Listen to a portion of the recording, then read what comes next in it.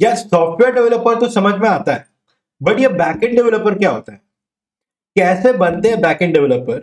उनकी सैलरीज कितनी होती है? क्या क्या टूल्स या टेक्नोलॉजी सीखने होंगे मुझे बैकएंड डेवलपर बनने के लिए? दोस्तों, आज के वीडियो में हम इन सारे टॉपिक्स पे बातें करेंगे।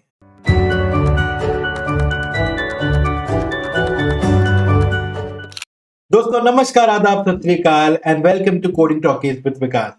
दोस्तों मेरा नाम है विकास रंजन और मेरे पास लगभग 7 सालों का एक्सपीरियंस है सॉफ्टवेयर इंडस्ट्री में काम करने का। दोस्तों मैंने दुनिया की कुछ सबसे बड़ी कंपनीज में और सबसे बेहतर टेक्नोलॉजीज पे काम किया हुआ है। इसके अलावा दोस्तों मैं एक टेक्निकल एजुकेटर हूँ जिसने 1000 से भी ज्यादा बच्चों को अलग अलग टेक्नोलॉजीज में मेंटोर किया है और उनकी हेल्प की है ताकि उन्हें सॉफ्टवेयर इंडस्ट्री में अच्छी जॉब मिल सके। दोस्तों आज की वीडियो में बात करें कि बैकएंड डेवलपर क्या होता है और बैकएंड डेवलपर कैसे बने, उसकी पूरी जर्नी, उसकी पूरी रोड मैप के बारे में मैं आज आपको बताऊंगा। दोस्तों बाय द वे इस वीडियो को मैंने क्रिएट किया है in association with Newton school. Newton school के बारे में मैं आपको और डिटेल में बताऊंगा इस वीडियो के एंड पे। दोस्तों इसी की पिछली वीडियो में मैंने आपको बताया था कि एक फ्रंट एंड डेवलपर क्या होता है और फ्रंट एंड डेवलपर बनने की कंप्लीट रोड मैप आपको बताई थी।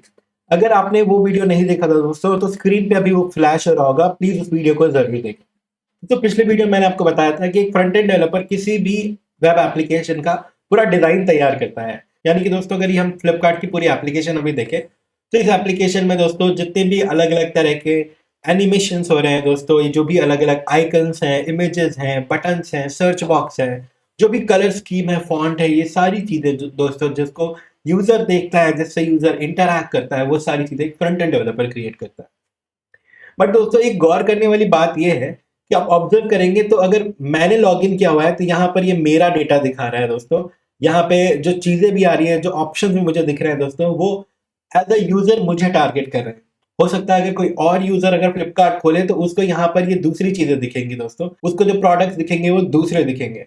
तो इसका मतलब दोस्तों डिजाइन सबके लिए फ्लिपकार्ट की वेबसाइट का सेम है, बट जो प्रोडक्ट्स दिख रहे हैं दोस्तों, ये प्रोडक्ट्स मुझे क्यों दिख रहे हैं? क्योंकि मैं जनरली जो चीजें पसंद करता हूँ देखना, मैं जनरली जो चीजें सर्च करता हूँ फ्लिपकार्ट पे, मुझे उसके अकॉर्डिंग सजेशंस आते हैं, राइट? तो अगर कोई दूसरा इंसान खोले, अगर कोई दूसरा इंसान मोबाइल फोन ज्यादा सर्च करता है तो उसको शायद यहाँ पे मोबाइल फोन के ऑप्शन दिखेंगे।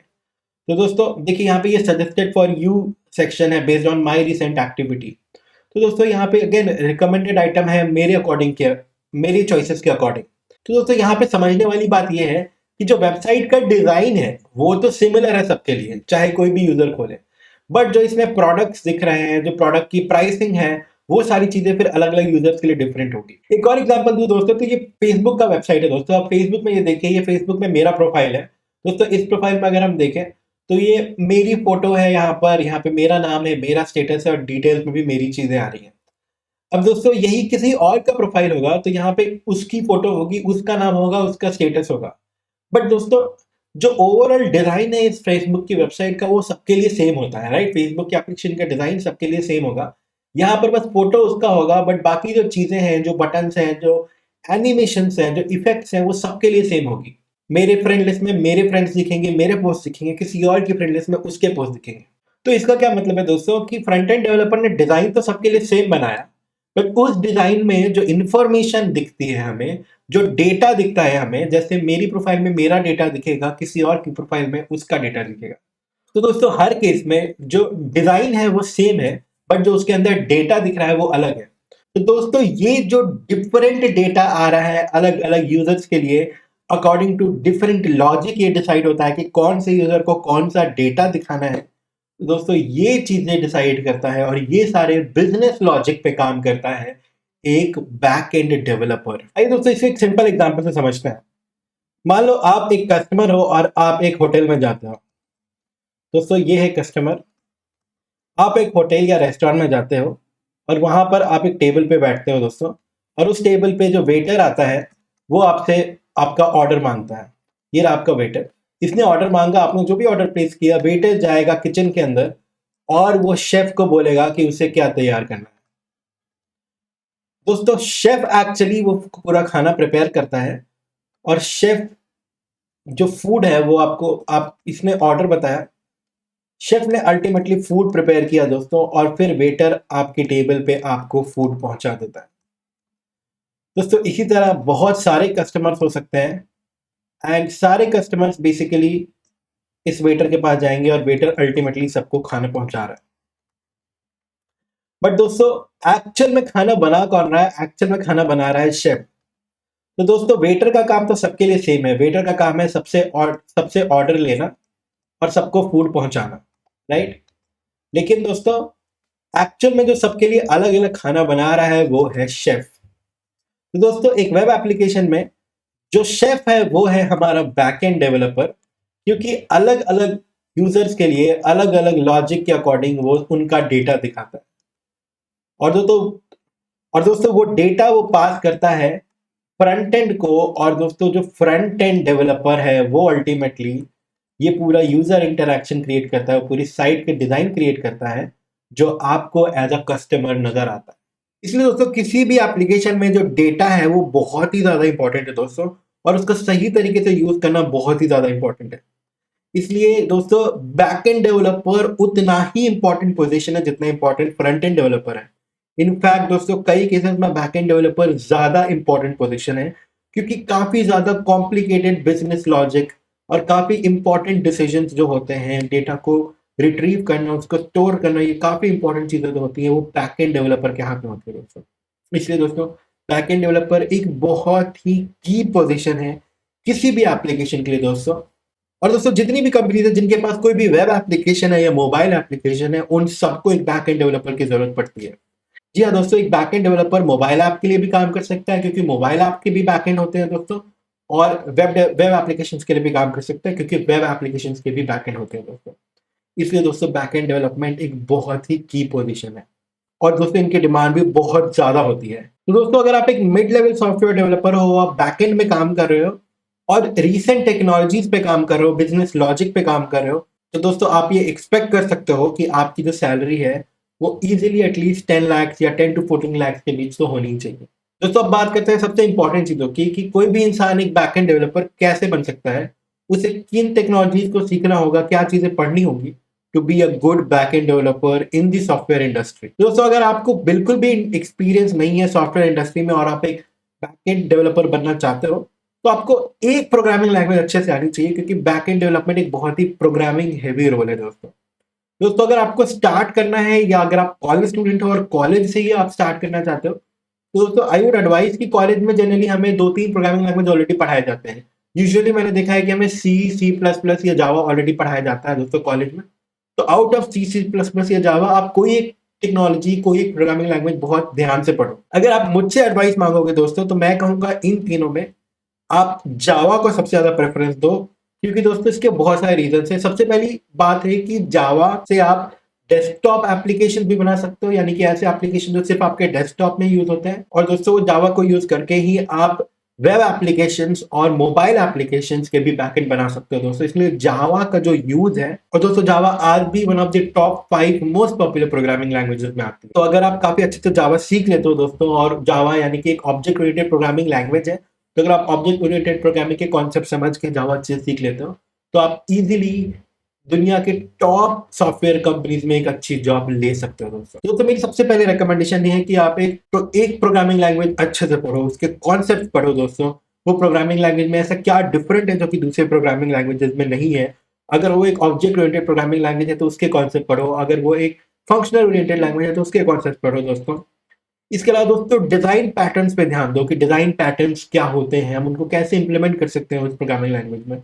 ये एक बहुत ही ज्यादा इंपॉर्टेंट चीज है दोस्तों। एक प्रोग्रामिंग लैंग्वेज जब आपने समझ लिया, और आप एक प्रोग्रामिंग लैंग्वेज के कॉन्सेप्ट आपने समझ लिए दोस्तों, और आप किसी एक लैंग्वेज में चीजों को इंप्लीमेंट करना जान गए, तो दोस्तों जो सबसे इंपॉर्टेंट चीज है इसके बाद, वो है डेटा स्ट्रक्चर एंड एल्गोरिथम्स। दोस्तों आई एम प्रीटी श्योर आप में से कई लोग डेटा स्ट्रक्चर से बहुत ज्यादा डरते हो, घबराते हो दोस्तों। But data structures is an inevitable part अगर आप एक अच्छे बैकएंड डेवलपर बनना चाहते हो, क्योंकि दोस्तों एज अ बैकएंड डेवलपर आपको काफी ज्यादा डेटा से इंटरैक्ट करना है, डेटाबेस से इंटरैक्ट करना है। आपको डेटाबेस में डेटा को सेव करना है, डेटाबेस से डेटा को रिट्रीव करना है दोस्तों। अलग अलग तरह के क्वेरीज लगानी है दोस्तों, और बहुत सारी ऐसी चीजें करनी है दोस्तों। डेटा को इफिशिएंटली आपको स्टोर करना है दोस्तों। तो अगर आप डेटा को सही तरीके से हैंडल नहीं करोगे, तो फिर आप ये चीजें नहीं कर पाओगे। इसलिए दोस्तों काफी ज्यादा जरूरी है आपके लिए कि आपको डेटा स्ट्रक्चर एंड एल्गोरिथम्स अच्छे से आता हो। अब अगर आप ज़्यादा एक्सपीरियंस नहीं हो, अगर आप मे बी 2-3 साल या उससे कम एक्सपीरियंस हो दोस्तों, तो आपको बहुत ज़्यादा डेप्थ में जाने की ज़रूरत नहीं है डेटा स्ट्रक्चर एल्गोरिदम्स में। बट स्टिल दोस्तों कुछ टॉपिक्स हैं, जैसे कि टाइम एंड स्पेस कॉम्प्लेक्सिटी को अच्छे से समझना दोस्तों। इसके अलावा arrays, linked list, stacks, queues, searching and sorting के एल्गोरिदम्स दोस्तों, जो कॉमन एल्गोरिदम्स हैं। इसके अलावा दोस्तों और एल्गोरिदम, जैसे कि डिवाइड एंड कॉन्क्वर मेथड क्या होता है दोस्तों, बेसिक ग्रीडी एल्गोरिदम क्या होता है, बेसिक्स ऑफ बैक ट्रैकिंग क्या होती है, बेसिक्स ऑफ डायनामिक प्रोग्रामिंग क्या होती है। अगेन बहुत ज़्यादा डिटेल में जाने की ज़रूरत नहीं है, बट एटलीस्ट आपको थोड़ा-सा कॉन्सेप्ट होना चाहिए इन सारी चीज़ों का दोस्तों। और ऐसे कई जो बेसिक एल्गोरिदम्स हैं दोस्तों, वो आपको पता होना चाहिए। ऐसे एल्गोरिदम्स को दोस्तों आप गीक्स फॉर गीक्स जैसे प्लेटफ़ॉर्म पे भी सर्च करके उनकी पढ़ाई कर सकते हो। दोस्तों इसके अलावा हैशिंग क्या होती है, हैश मैप्स क्या होते हैं, ट्रीज़ क्या होते हैं, ग्राफ्स क्या होते हैं, सेट्स क्या होते हैं, एटलीस्ट इन डेटा स्ट्रक्चर्स के बारे में आपको पता होना चाहिए। और इनको आप सिर्फ इनके बारे में थ्योरेटिकल नॉलेज होना ही काफ़ी नहीं है दोस्तों, इनकी आप प्रैक्टिस करो। किसी अच्छे कोडिंग प्लेटफॉर्म पे जाओ दोस्तों। इनफैक्ट दोस्तों न्यूटन स्कूल का खुद का जो कोडिंग प्लेटफॉर्म है वो काफ़ी अच्छा है। तो आई वुड रिकमेंड यू दोस्तों कि आप www.newtonschool.co पर जाकर न्यूटन स्कूल में लॉग इन करके वहाँ पर भी कोडिंग प्रैक्टिस कर सकते हैं दोस्तों। जावा और डेटा स्ट्रक्चर्स और एल्गोरिथम्स की नॉलेज होने के बाद जो थर्ड और कंपल्सरी चीज़ है जिसकी आपको नॉलेज होनी चाहिए दोस्तों, वो है एक अच्छे डेटाबेस लैंग्वेज की। दोस्तों डेटाबेस क्या होता है? डेटाबेस बेसिकली एक ऐसी जगह होती है जहाँ पे हम अपने डेटा को स्टोर कर सकते हैं। तो दोस्तों इसलिए हमें डेटाबेस मैनेजमेंट सिस्टम्स की नॉलेज होनी बहुत ज़रूरी है। दोस्तों जो सबसे बेसिक और जो सबसे कॉमन डेटाबेस है जो आज भी दुनिया में सबसे ज़्यादा यूज़ होता है वो है माई एसक्यूएल।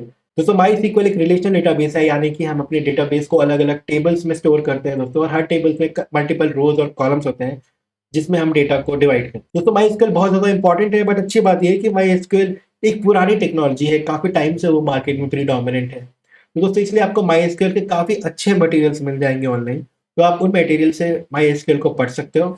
अगर आप चाहते हो कि मैं माईएसक्यूएल पे मटेरियल बनाऊँ जल्दी दोस्तों, तो आप प्लीज़ मुझे पिंग करो, कमेंट सेक्शन में बताओ। मैं ज़रूर माईएसक्यूएल पे नए वीडियोज़ बनाऊँगा और आपकी हेल्प करूँगा। उन वीडियोज़ के ज़रिए आप डेफ़िनिटली माईएसक्यूएल ईज़िली सीख सकते हो। दोस्तों हमने बात की एक एक प्रोग्रामिंग लैंग्वेज की है। मैंने रिकमेंड किया कि आप जो बेसिक प्रोग्रामिंग लैंग्वेजेज़ होते हैं उनमें आप जावा पढ़ सकते हो, क्योंकि जावा के एप्लीकेशन बहुत ज़्यादा है। इसके अलावा दोस्तों मैंने आपको रिकमेंड किया कि आप डेटा स्ट्रक्चर एल्गोरिथम्स अच्छे से पढ़ो। फिर मैंने रिकमेंड किया कि आप डेटाबेस मैनेजमेंट सिस्टम रिकमेंड करो, और मैंने दोस्तों आपको रिकमेंड किया कि आप डेटा मैनेजमेंट सिस्टम पढ़ो, और मैंने आपको रिकमेंड किया कि आप उसमें माईएसक्यूएल पढ़ सकते हो। दोस्तों सिर्फ इन 3 चीज़ों को अच्छे से पढ़कर आप एक बैकएंड डेवलपर बन सकते हो और आप एक अच्छी जॉब पा सकते हो दोस्तों, नॉट किडिंग। सिर्फ अगर आप जावा, डेटा स्ट्रक्चर्स और माईएसक्यूएल जैसे 3 चीज़ों में अगर आप प्रोफिशिएंट हो जाओ तो दोस्तों। पर दोस्तों इसके अलावा भी कई लोग हैं जो कि चाहते हैं, क्योंकि जावा उनको लगता है कि जावा एक टेक्नोलॉजी है जो कि लगभग 20 साल से है मार्केट में, तो मैं कोई नई टेक्नोलॉजी सीखूँ या नई टेक्नोलॉजी पे काम करूँ। तो दोस्तों अगर आप कुछ ऐसा चाहते हो, कई लोगों का ये भी मानना है दोस्तों कि जावा एक्चुअली थोड़ी-सी लेंथी लैंग्वेज है, थोड़ी वर्बोस लैंग्वेज है। तो अगर आप कोई एक सिंपलर लैंग्वेज सीखना चाहते हो स्टार्टिंग के लिए, दोस्तों मैं आपको रिकमेंड करूँगा कि आप पाइथन सीख सकते हो दोस्तों, क्योंकि पाइथन दुनिया की second most popular programming language है। नहीं तो दोस्तों पाइथन के अलावा आप गोलैंग सीख सकते हो दोस्तों। गोलैंग अगेन एक बहुत ही पॉपुलर प्रोग्रामिंग लैंग्वेज है दोस्तों। गिटहब के एक सर्वे के अनुसार 2020 की टॉप 3 प्रोग्रामिंग लैंग्वेजेस में after JavaScript and Python third number पे गोलैंग आता है दोस्तों। गोलैंग की भी डिमांड काफ़ी ज़्यादा बढ़ रही है, और दोस्तों गोलैंग को भी दुनिया की तमाम बड़ी कंपनीज यूज़ कर रही हैं। तो दोस्तों आप गोलैंग ईज़िली यूज़ कर सकते हो। इनफैक्ट दोस्तों जितनी भी स्ट्रीमिंग एप्लीकेशंस हैं वो मैक्सिमम सारी गोलैंग पे बनी हुई होती हैं। दोस्तों इसके अलावा नोड जेएस भी आप सीख सकते हो, क्योंकि नोड जेएस एक जावास्क्रिप्ट का फ्रेमवर्क है दोस्तों। अगर आपको जावास्क्रिप्ट अच्छे से आता है तो आप एक फुल स्टैक डेवलपर इजीली बन सकते हो, क्योंकि आप जावास्क्रिप्ट के जरिए क्योंकि दोस्तों आप जावास्क्रिप्ट को फ्रंट एंड पे भी यूज करते हो। जावास्क्रिप्ट के frameworks like react JS, angular JS भी काफी पॉपुलर है, और दोस्तों नोड जेएस से आप बैक एंड भी कर सकते हो दोस्तों। इसलिए नोड जेएस एक बहुत ही प्रेफर्ड लैंग्वेज होता है लोगों के लिए, क्योंकि सिर्फ एक लैंग्वेज सीख के हम फुल स्टैक डेवलपर बन सकते हैं और फ्रंट एंड और बैक एंड दोनों पर काम कर सकते हैं दोस्तों। नोड जेएस भी इसलिए आज दुनिया की टॉप 10 मोस्ट पॉपुलर टेक्नोलॉजी में से एक है दोस्तों। इसके अलावा पीएचपी भी सीख सकते हो। पीएचपी ऑल्दो उसकी पॉपुलैरिटी काफी कम हुई है पिछले कुछ सालों में, बट स्टिल दोस्तों पीएचपी एक बहुत ही इजी लैंग्वेज है सीखने के लिए। उसको सेटअप करना, उसको यूज करना काफी ज्यादा इजी है, काफी ज्यादा सिंपल है। अपने किसी भी वेब एप्लीकेशन के साथ दोस्तों, इनफैक्ट माईएसक्यूएल एप्लीकेशन के साथ भी वो हाईली कंपैटिबल है, तो इसलिए आप पीएचपी भी यूज कर सकते हो। अगर आप बिगिनर हो तो शायद आपको PHP one of the easiest language लगेगा दोस्तों सीखने के लिए। दोस्तों अगर हम दूसरे डेटाबेसेस की बात करें तो जैसे मैंने आपको नोड.जेएस का एग्जांपल दिया कि नोड.जेएस एक बैकएंड लैंग्वेज है जो कि जावास्क्रिप्ट पे बनी हुई है। वैसे दोस्तों एक डेटाबेस है जिसको जो एक नो सीक्वल डेटाबेस है, यानी कि इसमें टेबल्स नहीं होते दोस्तों, यानी कि जिसमें दोस्तों टेबल्स, रोज और कॉलम जैसे फिक्स स्ट्रक्चर नहीं होते। दूसरा डेटाबेस है जिसका नाम है मोंगोडीबी। आप मोंगोडीबी सीख सकते हो। मोंगोडीबी अगेन एक काफी पॉपुलर डेटाबेस है दोस्तों, और आजकल काफी ज्यादा यूज होता है बिकॉज वो काफी ईजी है उसमें स्ट्रक्चर क्रिएट करना दोस्तों मोंगो डीबी आप सीख सकते हो, एक ऑल्टरनेटिव टू माई सीक्वल हो सकता है। एंड दोस्तों इसके अलावा कुछ और टेक्नोलॉजी है जैसे कि रेडिस है। दोस्तों रेडिस अगेन काफी पॉपुलर है। रेडिस को मोस्टली कंपनीज में एज अ प्राइमरी डेटाबेस नहीं यूज किया जाता है। रेडिस को मोस्टली कैशिंग के लिए यूज किया जाता है दोस्तों। जैसे दोस्तों इलास्टिक सर्च है जो कि काफी ज्यादा पॉपुलर है। एंड दोस्तों इलास्टिक सर्च अगेन उसको एक मोस्टली एक प्राइमरी डेटाबेस की तरह यूज नहीं किया जाता, उसको यूजुअली सर्च और एनालिटिक्स पर्पज के लिए ज्यादा यूज किया जाता है। तो दोस्तों अगर एक क्विक रिवीजन कर लेते हैं। बैकएंड डेवलपर वो होता है जो किसी भी वेब एप्लीकेशन का बैकएंड तैयार करता है, यानी कि दोस्तों उस एप्लीकेशन में डेटा स्टोर करना, डेटा के साथ अलग अलग बिजनेस लॉजिक करना, कौन सी यूजर को क्या डेटा दिखेगा ये डिसाइड करना दोस्तों, ये सारी चीजें करता है बैकएंड डेवलपर। इसलिए ये काफी इंपॉर्टेंट पोजीशन है दोस्तों। बैकएंड डेवलपर दोस्तों बैकएंड मोबाइल एप्लीकेशन का भी हो सकता है, वेब एप्लीकेशन का भी होता है, और दोस्तों डेस्कटॉप या मोबाइल बेस्ड जो सॉफ्टवेयर होते हैं उनका भी। दोस्तों देखो जैसे कि मैंने बताया कि कई जगह पे बैकएंड डेवलपर को फ्रंट एंड डेवलपर से ज्यादा एक इंपॉर्टेंट पोजीशन मानते हैं, और दोस्तों इसलिए जनरली मार्केट में आप देखोगे तो बैकएंड डेवलपर्स की सैलरी भी फ्रंट एंड डेवलपर से थोड़ी ज्यादा हो। और दोस्तों बैकएंड डेवलपर बनने के लिए जो मिनिमम रिक्वायरमेंट है वो ये है, एक अच्छी प्रोग्रामिंग लैंग्वेज। जैसे कि दोस्तों आप जावा सीख सकते हो, पाइथन सीख सकते हो, नोड.जेएस सीख सकते हो, पीएचपी सीख सकते हो, गोलैंग सीख सकते हो। ऐसी ऐसी कोई एक अच्छी प्रोग्रामिंग लैंग्वेज दोस्तों आप ढंग से सीखो, उसमें प्रैक्टिस करो। दोस्तों एक ऐसी लैंग्वेज सीख जाओगे, आपको दूसरी कोई नई लैंग्वेज अगर बाद में फ्यूचर में सीखनी भी पड़ती है तो आपके लिए कोई ऐसी परेशानी नहीं होगी दोस्तों। क्योंकि जैसे मैं आपको हमेशा ये कह रहा हूँ कि आप किसी एक लैंग्वेज की टेक्निकलिटीज में ज्यादा मत फंसो, ये देखो कि उस लैंग्वेज में क्या क्या इंपॉर्टेंट है दोस्तों, उस लैंग्वेज के फीचर्स क्या है, उस लैंग्वेज में हम डिजाइन पैटर्न्स को कैसे इंप्लीमेंट कर सकते हैं, उस लैंग्वेज में हम डेटा स्ट्रक्चर्स और एल्गोरिदम्स को कैसे इंप्लीमेंट कर सकते हैं, और उस लैंग्वेज से हम अपनी अलग अलग प्रॉब्लम्स को कैसे सॉल्व कर सकते हैं। इसके अलावा दोस्तों डेटा स्ट्रक्चर और एल्गोरिदम्स तो बहुत ही इंपॉर्टेंट है ही। तो आपको डेटा स्ट्रक्चर एल्गोरिदम अच्छे से आना चाहिए to be a good backend developer in. और दोस्तों अगर आपकी डेटा स्ट्रक्चर एल्गोरिदम अच्छी हैं तो आप दुनिया की किसी भी कंपनी में जा सकते हो फॉर श्योर। दोस्तों फाइनली एक डेटाबेस लैंग्वेज का आपको आइडिया होना चाहिए। दोस्तों मेरा जो प्राइमरी रिकमेंडेशन है वो है माई सीक्वल। इसके अलावा दोस्तों आप मोंगो डीबी सीख सकते हो, या फिर दोस्तों अगर आप कैशिंग के बारे में जानना चाहते हो तो आप रेडिस सीख सकते हो, और अगर आप सर्च एंड एनालिटिक्स फील्ड में जानना चाहते हो दोस्तों तो आप इलास्टिक सर्च सीख सकते हो दोस्तों। इसके अलावा अगर आप एक सीनियर डेवलपर हो दोस्तों, या आपकी पोजीशन थोड़ी सीनियर है, तो दोस्तों आपको कुछ और चीज़ों के बारे में ध्यान देना चाहिए, जैसे कि दोस्तों बैकएंड की परफॉर्मेंस कैसी है दोस्तों, आपकी जो पेलोड है दोस्तों, जो डेटा आप फ्रंट एंड को भेजते हो उसकी वो कितना हैवी है, उसकी परफॉर्मेंस कैसी है, जो आपकी क्वेरीज है जो आप डेटाबेस को भेजते हो दोस्तों उन क्वेरीज की परफॉर्मेंस कैसी है, आपका एप्लीकेशन कितना स्केलेबल है दोस्तों, आपका एप्लीकेशन कितना फास्ट है दोस्तों, इन सारी चीज़ों के बारे में भी आपको ध्यान देना चाहिए। तो दोस्तों आज के वीडियो में बस इतना ही। आपको मेरा ये वीडियो कैसा लगा मुझे ज़रूर बताइए कमेंट सेक्शन में। दोस्तों इन किसी भी टेक्नोलॉजीज पे अगर आप चाहते हो कि मैं वीडियोस बनाऊं, मैं वीडियोस क्रिएट करूं और आपकी हेल्प करूं इन टेक्नोलॉजी को सीखने में, तो इसके बारे में मुझे ज़रूर बताएं दोस्तों। मुझे बहुत खुशी होगी अगर आप मुझे कुछ बताओ कि मुझे अगली वीडियो किस चीज़ पे बनानी चाहिए। एंड दोस्तों इसके अलावा अगर आपको वीडियो अच्छा लगा है तो प्लीज़ इसे लाइक करें, और प्लीज़ इसे ज़्यादा से ज़्यादा लोगों से शेयर करें, ताकि उन लोगों को भी ये पता लगे कि बैकएंड डेवलपर क्या होता है और बैकएंड डेवलपर कैसे बन सकते हैं। दोस्तों इसके अलावा मैंने और भी बहुत इंपॉर्टेंट वीडियोस बनाए हैं दोस्तों सॉफ्टवेयर इंडस्ट्री के बारे में। इसके अलावा कंप्यूटर और वेब फंडामेंटल्स के ऊपर HTML, CSS और बूटस्ट्रैप की कंप्लीट कोर्सेज मैंने बनाए हैं दोस्तों। तो प्लीज़ दोस्तों उन वीडियोस को ज़रूर देखें दोस्तों, और मेरे चैनल को अगर अभी तक सब्सक्राइब नहीं किया है तो प्लीज़ मेरे चैनल को सब्सक्राइब करें। एंड दोस्तों सब्सक्राइब के बगल में बेल आइकन भी है दोस्तों, बेल आइकन को प्रेस करें ताकि आपको मेरी हर वीडियो की नोटिफिकेशन मिलती रहे। दोस्तों एक बहुत ही इंपॉर्टेंट बात, इस वीडियो को मैंने क्रिएट किया है in association with Newton school. दोस्तों न्यूटन स्कूल एक कमाल का एडटेक प्लेटफॉर्म है जहां पर आपको फुल स्टैक डेवलपर बनने की एक बहुत ही अच्छी ट्रेनिंग मिलती है दोस्तों। ये ट्रेनिंग यूजुअली 6 मंथ्स का होता है और काफी रिगरस ट्रेनिंग होती है दोस्तों। लाइव क्लासेस होते हैं, रोज आपको आपके मॉक टेस्ट होते हैं, मॉक इंटरव्यूज मिलते हैं। जो आपके इंस्ट्रक्टर्स और मेंटोर्स होते हैं दोस्तों वो खुद टॉप प्रोडक्ट बेस्ड कंपनीज में काम कर रहे हैं दोस्तों। कोर्स काफी अच्छा होता है दोस्तों। मैं खुद भी न्यूटन स्कूल में एज एन इंस्ट्रक्टर काम किया है मैंने बहुत टाइम तक। एंड दोस्तों सबसे कमाल की बात जो है इस कोर्स की कि ये कोर्स कंप्लीटली पे आफ्टर प्लेसमेंट होता है, यानी कि दोस्तों आपको कोर्स की स्टार्टिंग में कोई भी फीस पे करने की जरूरत नहीं है। आफ्टर द कोर्स दोस्तों न्यूटन स्कूल ही आपको रेकमेंड करता है इन डिफरेंट कंपनी जो कि उनके प्लेसमेंट पार्टनर्स हैं। एंड दोस्तों जब आपकी प्लेसमेंट हो जाती है with an annual CTC of minimum 5 lakh per annum, तभी आपको कोई भी फीस पे करना होता है। दोस्तों कमाल की बात ये है कि न्यूटन स्कूल का जो नेक्स्ट कोर्स है फुल स्टैक डेवलपमेंट का, वो अभी 17 जनवरी से स्टार्ट हो रहा है। दोस्तों अगर आप अभी भी इंटरेस्टेड हो तो डिस्क्रिप्शन में उसकी लिंक अवेलेबल है। प्लीज दोस्तों उस लिंक पर जाएं और जल्द से जल्द अपने आप को कोर्स के लिए रजिस्टर करें। Thank you so much for your time दोस्तों। इस कोविड के टाइम पर अपना, अपने फैमिली का और अपने चाहने वालों का अच्छे तरीके से ख्याल रखें, घर पे रहें, सुरक्षित रहें। Take care, bye bye.